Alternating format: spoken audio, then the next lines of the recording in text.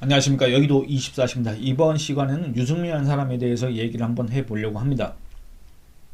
근데 왜 유승민이라는 그 이름을 꺼내서 기분 나쁘게 하느냐 이렇게 반문하실 분들이 많이 계실 겁니다. 뭐 저도 그렇게 생각합니다. 저도 굳이 따지자고 한다면 유승민이라는 사람에 대해서 얘기할 필요가 없다고 생각합니다. 왜 얘기할 필요가 없냐? 이 사람 지지율이 형편없기 때문에, 이 사람의 지지율이 처참하기 때문에. 여러분들, 이 지지율이 없는 정치인에 대해서 얘기하는 거는 시간 낭비입니다. 왜 그렇습니까? 아무런 힘도 없고 아무런 지지율도 없다고 한다면 미래에도 없는 사람이지 않습니까? 이 사람이 어떤 말을 한들 그 사람의 말이 이런 우리 현실에 어떤 영향을 미칠 그런 힘 자체가 없는 사람 아닙니까? 그래서 이 사람에 대해서 얘기하는 거는 시간 낭비다. 이렇게 얘기할 수 있는데, 지금 이 돌아가는 상황을 보면 조금 약간 심상치 않은 부분이 있어서 그렇습니다. 왜냐? 별로 지지율도 안 나오는 이 유승민, 그리고 국민의힘 당원들로부터는 지금도 마찬가지고, 과거에도 그랬고, 지금도 그랬고, 앞으로도 지지를 받지 못할 그 유승민, 에 대한 기사들이 계속 나오고 있기 때문에 그렇습니다. 유승민이가 어디 가서 특강을 했네 어쨌네, 유승민이가 이 특강에서 무슨 얘기를 했네, 유승민이가 전당대회 출마에 대해서는 말을 아꼈네, 뭐 이런 식으로 말을 돌렸네, 이런 식의 기사를 계속 쓰고 있고, 여러분들도 그거를 자주 접하셨을 겁니다. 물론 그 기사 제목에 유승민이라는 이름이 있기 때문에 기분 나빠서 보지 않았다라고 하시는 분들이 거의 대다수일 테지만, 어쨌든 그렇습니다. 여러분들, 근데 제가 앞서서 말씀드린 것처럼 정치인은 지지율이 생명이고, 그 지지율에 의해서 이 정치인이 무슨 얘기를 하는 게 우리 국민들한테 영향력, 파급력을 가질 수밖에 없는데, 유승민이라는 사람의 지지율을 생각해 봤을 때는 그럴 만한 가치가 없지 않습니까? 무의미한 얘기들이지 않습니까? 정치적으로. 그런데 자꾸 유승민 관련 기사들이 이렇게 보도되고 있다 그 말입니다. 그리고 마치 이 유승민이 이 한동훈 전 위원장의 맞수인 것처럼, 경쟁자인 것처럼, 그리고 이 유승민이 유력한 국민의힘의 당대표 후보인 것처럼 이렇게 포장 내지는 선전해주는 기사들이 너무나도 많이 나오고 있습니다. 그리고 결정적으로는 이 여론조사를 돌려가지고 국민의힘 당대표 적합도를 조사했더니 유승민이가 1등이다. 한동훈도 유승민한테 안 된다. 예를 들어서 유승민 28, 한동훈 26 이런 식으로 나온다. 그럼 기사 제목이 어떻게 됩니까? 유승민 1등 28, 뭐 한동훈 24 이렇게 나와버리지 않습니까? 그러면 정치에 대해서 별로 관심이 없거나 이런 여론조사 결과를 제대로 분석하지 않는 사람들은 그 기사만 보고, 야, 세상이 정말로 이 국민의힘이 총선에서 참패한 이후에 세상이 정말로 어떻게 되는지 모르겠다. 유승민 같은 자가 국민의힘 당대표로 적합하다니, 그리고 또 지지율 1위를 기록하다니 정말 이제 난장판이구나. 이렇게 그냥 실망하고 체념하고 정치에 대해서 관심을 끊고 이렇게 될 뿐이지, 그 구체적인 그런 데이터를 살펴보지 않지 않습니까? 그러니까 이게 상당히 위험하다, 그겁니다. 이런 지금 언론 보도 내용과 이런 것들에는 어떤 특정 세력의 의도가 있는 거 아니냐, 그런 생각을 해볼 수가 있다. 그런 얘기도 하고 싶습니다. 근데 그런 특정 세력이 누구냐, 그건 제가 잘 모르겠습니다만, 그런 특정 세력 중에는 아마 특정 세력이 아니라 유승민의 그런 당대표 출마, 그리고 유승민의 당선을 바라는 사람 중에는 아마 이준석이 포함되어 있지 않을까, 그런 생각을 해봅니다. 여러분들, 이 개혁신당 사람들은 우리 국민의힘으로 안 돌아간다 했지만, 현실적으로 이들이 국민의힘으로 돌아오지 않는 한은 그들끼리 거기서 개혁신당을 뭐 10년, 20년, 30년 해봤자 역시 거기도 무의미한 정당일 뿐이다. 그런 평가를 받을 수밖에 없지 않습니까? 왜 그렇습니까? 지금 마치 언론들이 언론 매체들이 이준석이가 마치 뭐 대단한 정당의 대표인 양 그렇게 해주는데, 거기 지금 현역들은 이제 곧 국회의원 다 날라갑니다. 그리고 22대 국회가 될 때 국회의원 몇 명이십니까? 비례 2자리하고 이준석 지역구 1명 있습니다. 근데 이준석이 이제 나중에 선거법으로 어떻게 될지도 모른다, 이런 얘기가 있지 않습니까?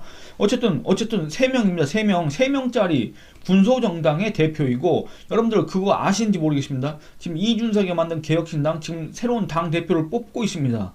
제가 알기로는 무슨 허은하고 이기인하고, 그러니까 이준석이가 천하용인 할 때 두 번째 아하고 마지막 인 있지 않습니까? 요 네 마리 말 중에 아하고 인, 뭐 이 사람들이 뭐 개혁신당 대표직을 놓고 뭐 경쟁을 하고 있다. 여러분들 그거 아셨습니까? 이준석의 개혁신당이 지금 당 대표를 뽑고 있다는 거, 또 그게 누가 출마했다는 거, 또 지금 진행 상황이 어떻게 된다는 거, 또 언제 선출된다는 거 알고 계십니까? 아마 거의 모르실 겁니다. 왜냐면 왜냐면 여러분들 개혁신당은 총선 때나 지금이나 그 정당 지지율이 불과 한 4%밖에 안 나오는 정당입니다. 많이 나오면 5% 정도 나올라나? 그 정도로 지지율이 처참한 정당이고 22대 국회가 돼서도 국회의원이 3명밖에 되지 않는 군소정당일 뿐입니다. 여러분들 평소에 정의당에 대해서 관심 가지셨습니까? 안 가지셨지 않습니까? 그 정의당보다도 개혁신당은 그 당세가 처참하다 그 말입니다.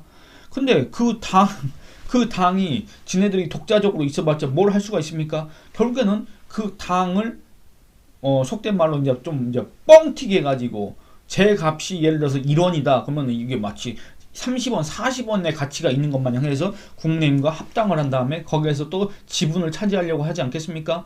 근데 그때 자기들이 유리하려고 하면 누가 당 대표가 돼야 됩니까? 유승민이라는 사람이 당 대표가 되거나 유승민이라는 사람이 당의 주류가 돼 있어야 자기들이 국민의힘으로 돌아오는 게 편하지 않겠습니까? 물론 그렇게 될 경우엔 국민의힘이란 정당은 애초에 없어졌겠지만 애초에 국민의힘 지지층이 다 흩어졌겠지만 어쨌든 그런 시나리오를 바라지 않을까 이런 생각도 해볼 수 있지 않습니까?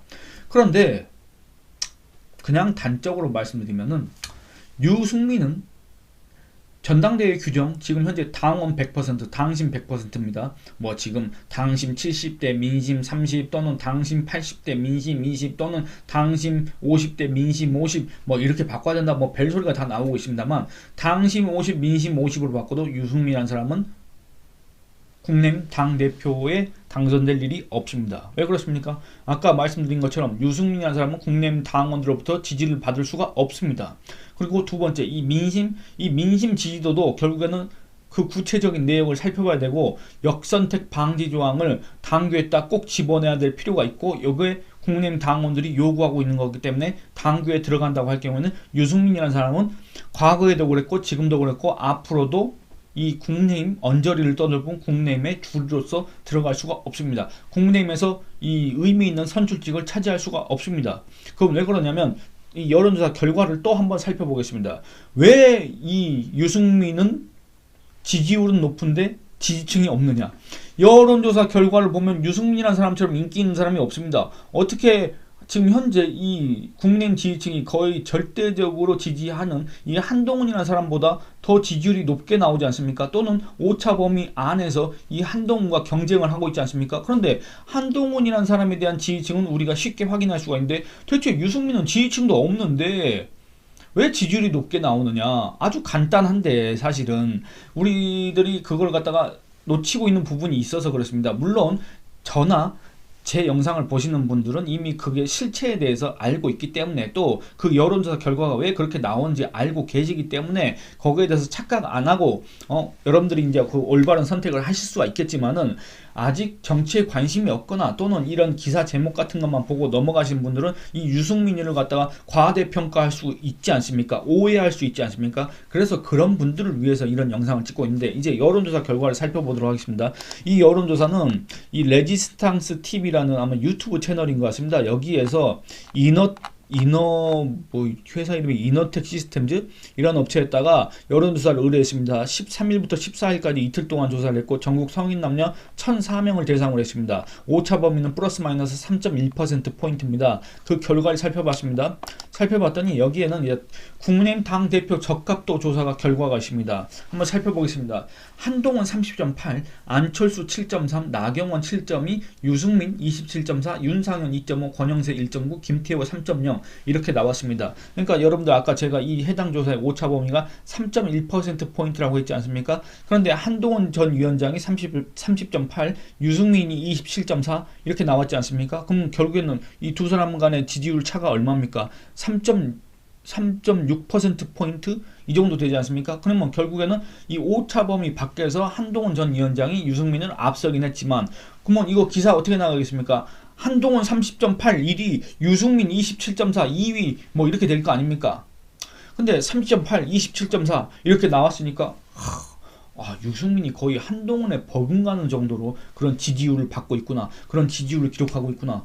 둘이 경쟁 구도구나. 둘이 호각짓을 이루고 있구나. 이렇게 또 오해할 수가 있지 않습니까? 근데 전혀 그렇지 않다. 왜 그러냐면 여러분들 당연히 한동훈 전 위원장의 지지율에 대해서는 뭐 의심할 필요가 없지 않습니까? 이렇게 얘기하면 또 어떤 사람들은 왜 좌파 한동훈을 갖다가 그렇게 옹호하고 좌파 한동훈을 그렇게 쉴드 치고 왜 계속 지지하는 영상을 찍느냐. 지지하는 영상도 아니고 저는 뭐 옹호하는 영상도 아닙니다.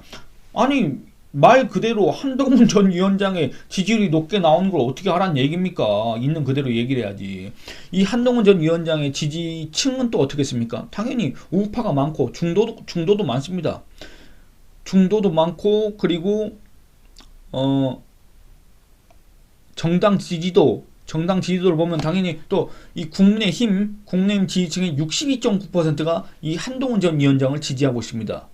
그런데 이 유승민이라는 사람에 대해서 한번 살펴보도록 하겠습니다. 유승민은 분명히 아까 한동훈 전 위원장보다는 지지율이 얼마 안 나왔지만 3.6%포인트 적지만 어쨌든 27.4%를 기록해서 나머지 국민의힘에서 무슨 나경원, 안철수 뭐 이런 사람보다는 압도적으로 몇 배입니까? 거의 뭐 한 4배 정도 되는 지지율을 기록하고 있지 않습니까? 어마어마한 겁니다, 여러분들. 그렇지 않습니까? 근데 이 유승민의 지지층을 한번 살펴보겠습니다. 여러분들 이게 중요한 게 뭐냐면 유승민을 과연 누가 지지하고 있느냐, 왜 국민의힘의 역선택 방지 조항이 꼭 들어가야 되느냐, 이런 것들을 단적으로 살펴볼 수 있는 예가 바로 이 유승민의 지지층 분포에서 우리가 확인할 수 있습니다. 여러분들 유승민은 일단 정당 지지도부터 살펴보겠습니다. 국민의힘 지지층 중에서 5.4%만 유승민을 지지합니다. 5.4%. 근데 더불어민주당의 지지층이 42.2%가 유승민을 지지하고 조국당 지지층의 53.2%가 유승민을 지지하고 개혁신당 이준석당의 지지층의 40.1%가 유승민을 지지합니다. 그리고 뭐 새로운 미래당도 21.5%, 그리고 진보당, 이 종북정당인 통합진보당의 후신인 민중당, 그 민중당의 후신인 이 진보당 지지층의 39.1%가 유승민을 국민의힘 당대표로 적합하다고 이렇게 얘기를 하고 있습니다. 이런 식입니다. 일단 정당 지지층 이 구성별 지지율만 봐도 이 유승민의 실체, 유승민 지지율의 실상 이런 것들을 갖다가 우리가 충분히 확인할 수 있지 않습니까? 결국엔 뭡니까? 이 유승민이라는 사람은 국민의힘 지지층이 제일 배척할 수밖에 없는 그런 정치인이고 국민의힘과 가장 거리가 먼 이념 성향을 가진 그런 정당들에서 오히려 저 사람이 국민의힘 당대표가 됐으면 좋겠다고 이렇게 생각하는 사람이다. 그렇다고 한다면 이 사람이 어떤 사람인지 이제 우리가 알 수가 있지 않습니까? 물론 여러분들은 이미 벌써 예전부터 알고 계셨겠지만 또 한번 살펴보겠습니다. 여러분들 하나 또 중요한 지표가 있습니다. 차기 대권 주자를 누구를 선호하는 사람들이 유승민을 갖다가 국민의힘 당대표로 이렇게 꼽느냐, 이것도 하나의 지표가 될 수 있지 않습니까? 살펴보겠습니다. 김동연이라는 사람이 지금 이 대선 차기 대권 주자 요 명단에 들어가 있다는 것도 좀 어처구니가 없습니다만 이 김동연 지지층의 45% 거의 절반 가까이가 유승민이가 당대표가 됐으면 좋겠다, 국민의힘에 이런 얘기를 하고 있습니다. 또 더불어민주당 이재명 대표를 지지하는 사람들의 얼마입니까? 48.8이니까 거의 이것도 절반입니다. 절반 가까이가 국민의힘 당대표는 유승민이 돼야 된다, 이렇게 얘기를 하고 있습니다. 또 조국 혁신당의 조국을 지지하는 차기 대선 후보로 조국을 지지하는 사람의 55.9%가 또 유승민이 국민의힘 당대표가 돼야 된다, 이런 얘기를 하고 있습니다. 그리고 나머지 밑에 쭉 살펴보면은 뭐 이제 나머지 밑에 이런 수치들은 별로 의미가 없어서 이제 생략을 하도록 하겠습니다. 그러니까 여러분들 이걸 보면은 제가 얼마 전 영상에서 이 유승민을 지지하는 사람들의 실체는 바로 더불어민주당과 조국 혁신당의 지지층이다, 이렇게 얘기했지 않습니까? 결국에는 이 유승민이라는 사람이 평생은 아니겠지만 이 2015년 16년 또는 더 늦춰서 잡으면은 이 개보신당을 만들고 뛰쳐나간 뒤에는 이 항상 소위 말하는 진보 내지는 좌파 이런 측들의 역선택 이런 것들에 힘입어서 정치 생명을 이어갔다, 이렇게 평가를 했었는데 지금도 마찬가지다 그 말입니다. 아니 국민의힘 지지층으로부터는 불과 5%밖에 지지를 받지 못하는데 조국당, 더불어민주당, 개혁신당 이런 지지층으로부터는 아주 압도적인 다른 후보들에 비해서 압도적인 지지를 받고 있고, 아니 차기 대권 주자로 이재명, 조국을 지지하는 사람들의 거의 절반 가까이가, 조국 같은 경우에는 55.9%가 절반을 넘습니다. 절반 이상이 유승민을 국민의힘 당대표로 적합하다고 이렇게 꼽고 있다 그 말입니다. 이런 지지율이 모여가지고 결국에는 한동훈 전 위원장과 오차범위 바뀌지만은 아주 근소한 차이로 이 지금 현재 경쟁 구도를 구성하고 있다. 이렇습니다. 근데 이런 어떤 내용들은 전혀 기사로 보도되지 않을 거 아니겠습니까? 보도된다고 하더라도 이거를 자세하게 읽을 분들은 많지 않을 거 아닙니까? 그럼 한동훈 아까 수치가 한동훈 30.8, 유승민 27.4 이러면 이게 어느샌가는 이게 바람이 될 수가 있습니다.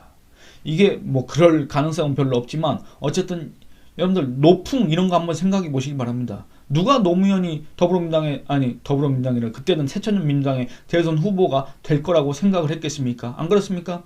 근데 그런 바람이 한번 불면 정말 무서운 겁니다. 근데 이런 유승민 관련 보도들도 이런 바람을 지금 노리고 있는가, 이런 속셈을 갖고 있는 거 아닌가, 이런 의심이 든다 그 말입니다. 그래서 이런 것들은 우리가 항상 조심해서 살펴봐야 된다. 이 유승민의 지지율이라는 거, 이 유승민을 지지한다고 하는 그 지지층의 실체, 이런 것들을 우리가 아주 유심히 살펴봐야 된다. 그렇지 않으면 이 국민의힘은 정말로 괴멸된다. 이 국민의힘은 유승민 또는 이준석 이런 세력들에 의해서 이제 국민의힘 또는 보수정당 또는 우파정당이 아닌 다른 여러분들이 전혀 지지할 수 없는 그런 정당으로 전락하게 된다. 이런 얘기를 하고 싶습니다. 이 영상은 이만 마치겠습니다. 감사합니다.